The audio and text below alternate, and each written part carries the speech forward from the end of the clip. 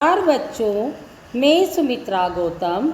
आज हम कक्षा 8 की पुस्तक बसंत का पाठ 3 बस की यात्रा पढ़ेंगे। इस पाठ के लेखक श्री हरिशंकर परसाई जी है। ये एक यात्रा वृत्तांत है। यात्रा वृत्तांत का मतलब क्या होता है? यात्रा वृत्तांत का मतलब होता है हम कहीं यात्रा कर रहे हैं, उस यात्रा का हम वर्णन करें विस्तार से। ये व्यंग्यात्मक शैली में लिखा गया है।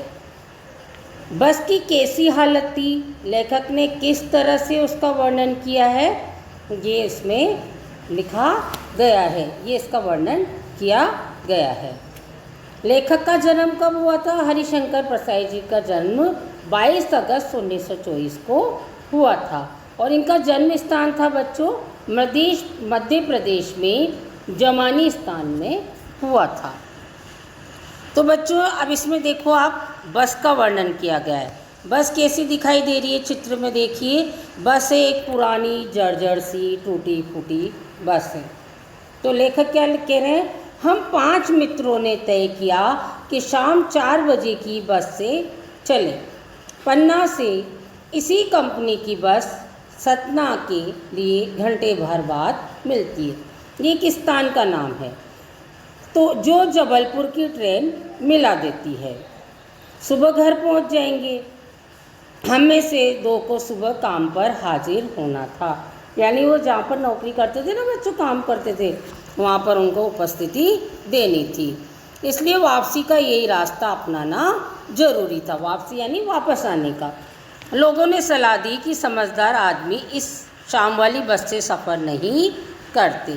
जिस बस से लेखक और आ रहे थे ना बच्चों, तो लोगों ने सलाह दी कि शाम वाली बस से जो समझदार होते हैं वो सफ़र नहीं करते।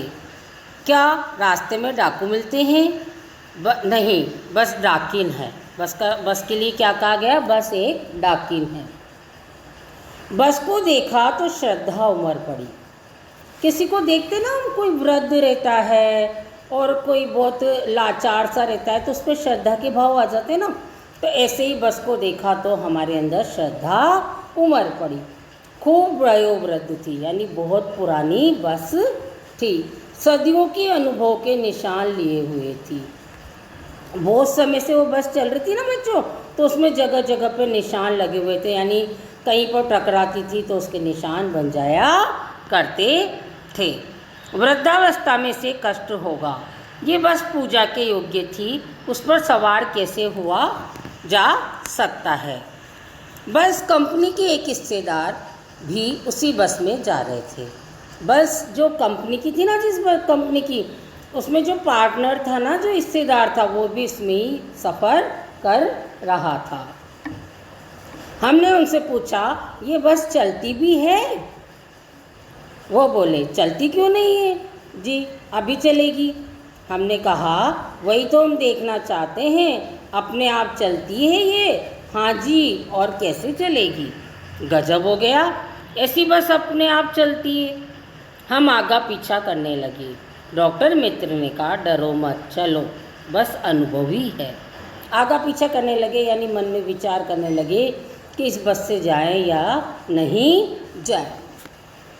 लेकिन जो डॉक्टर मित्र था ना साथ में लेखक के, उन्होंने कहा कि बस अनुभवी ही है, यानी बहुत पुरानी है, तो इसी से ही चलते हैं। नई नवेली बसों से ज़्यादा विश्वसनीय है, यानी नई नई जो बसें रहती है उससे ज़्यादा इस पर विश्वास किया जा सकता है। हमें बेटों की तरह प्यार से गोद में लेकर चलेगी। जैसे कोई पुरानी वयोवृद्ध रहती है ना, तो वो अपनी संतानों का बहुत ध्यान रखती है, और कोई नई नई आती है तो इतना ध्यान नहीं रखती है। हम बैठ गए। जो छोड़ने आए थे वे इस तरह देख रहे थे जैसे अंतिम विदा दे रहे हैं। हमें जो छोड़ने आए थे, अर्थात लेखक कह रहे हैं कि हमें जो वहाँ पर बस के वहाँ बिठाने आए थे ना, वो हमारी तरफ इस तरह से देख रहे थे कि मानो वो अंतिम विदाई दे रहे हों।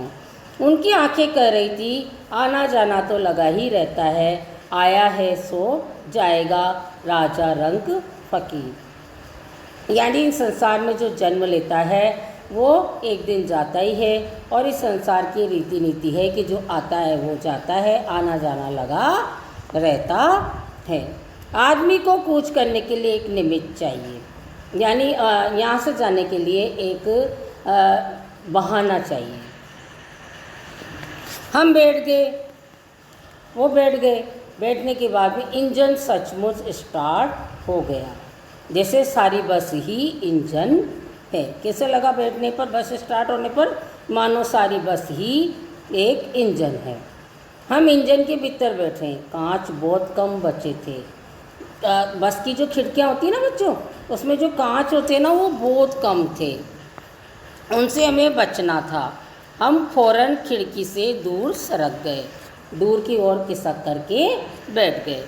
हमें लग रहा था कि हमारी सीट के नीचे इंजन है। बस सचमुच चल पड़ी। हमें लगा कि ये गांधी जी के असहयोग और सविनय अवज्ञा आंदोलनों के वक्त अवश्य जवान रही होगी।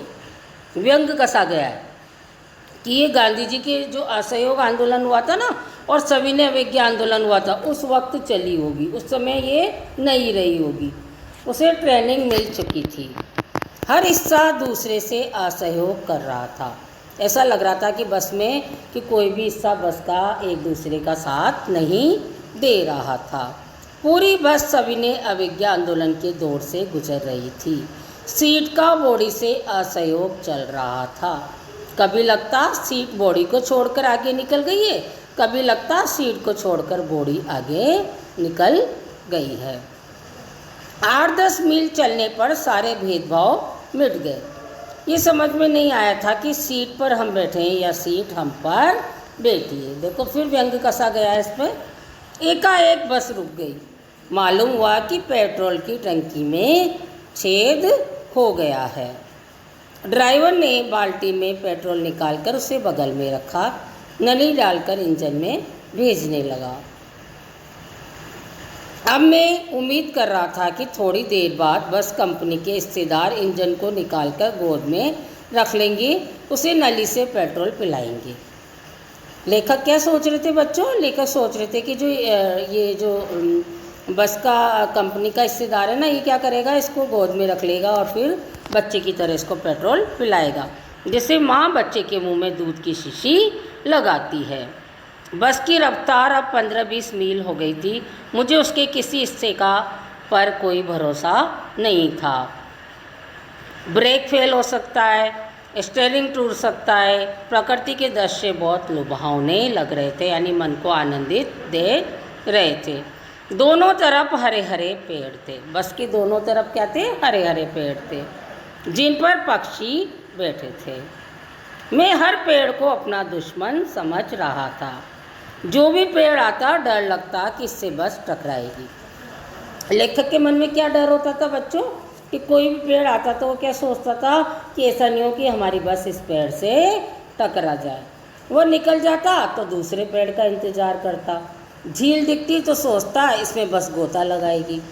मन में क्या भाव आता कि ऐसा नहीं हो ये बस इसमें गिर जाए।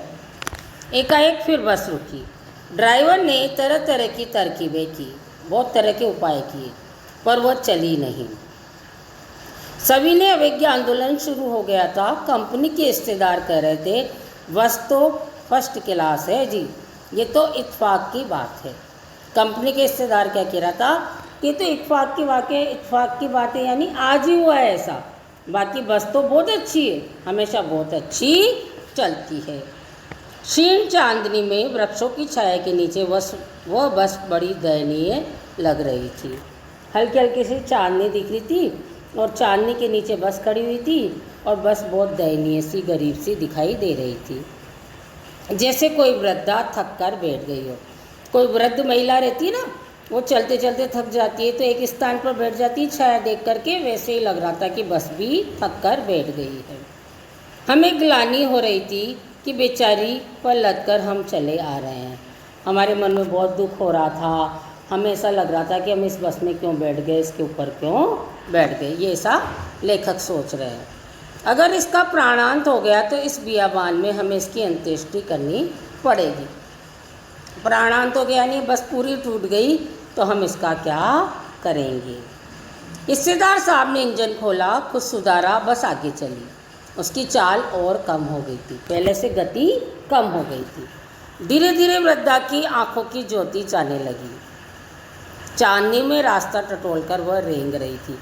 उसकी चाल जो थी ना, गति जो थी, वो इतनी कम हो गई थी कि ऐसा लग रहा था कि वो रास्ता देख देख कर रेंग रही हो। आगे या पीछे से कोई गाड़ी आदि दिखती तो वो एकदम किनारे खड़ी हो जाती और कहती, निकल जाओ बेटी, अपनी तो वह उम्र ही नहीं रही। ऐसा लगता था, ये भी व्यंग कसा गया लेखक के द्वारा, कि जब बस चलती और उसके पीछे कोई दूसरी आ जाती तो वो बस एक किनारे पर हो जाती और ऐसा लगता था कि वो ऐसे कह रही है कि बेटी तुम निकल जाओ, हमारी तो ऐसी उम्र नहीं है कि हम तुमसे आगे निकल सकें। वह पुलिया के ऊपर पहुंची थे कि एक टायर फिस करके बैठ गया, यानी टायर पंचर हो गया।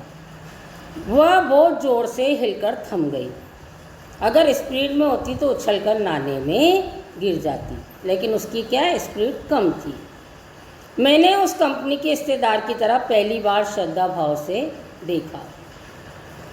वो टायरों की हालत जानते हैं, फिर भी जान हथेली पर लेकर इस बस में सफ़र कर रहे हैं। लेखक क्या सोच रहे हैं कि चलो हम तो आज ही बैठे हैं, लेकिन इसके बस के जो कंपनी के हिस्सेदार हैं वो तो सब जानते हैं, लेकिन फिर भी वो अपनी जान को हथेली में लेकर इस पर सफ़र कर रहे हैं। उस स्वर्ग की ऐसी भावना दुर्लभ है। सोचा, इस आदमी के साहस और बलिदान भावना का सही उपयोग नहीं हो रहा है। इसे तो किसी क्रांतिकारी आंदोलन का नेता होना चाहिए। यहाँ पर फिर व्यंग कसा गया। अगर बस नाले में गिर पड़ती और हम सब मर जाते, देवता बाएं पसारे उसका इंतजार करते और कहते, वो महान आदमी आ रहा है जिसने एक टायर के लिए प्राण दे दिए, मर गया पर टायर नहीं बदला। लेखक क्या कह रहे हैं कि अगर हम सब मर जाते अभी, तो देवता लोग बाएं को फैला करके, और ये जो इसका बस के हिस्सेदार है ना, इसके लिए कहता कि वो अब महान आदमी आ रहा है जिसने एक टायर के लिए प्राण दे दिए। धन्यवाद बच्चों। इसके आगे का भाग अगली बार पढ़ें।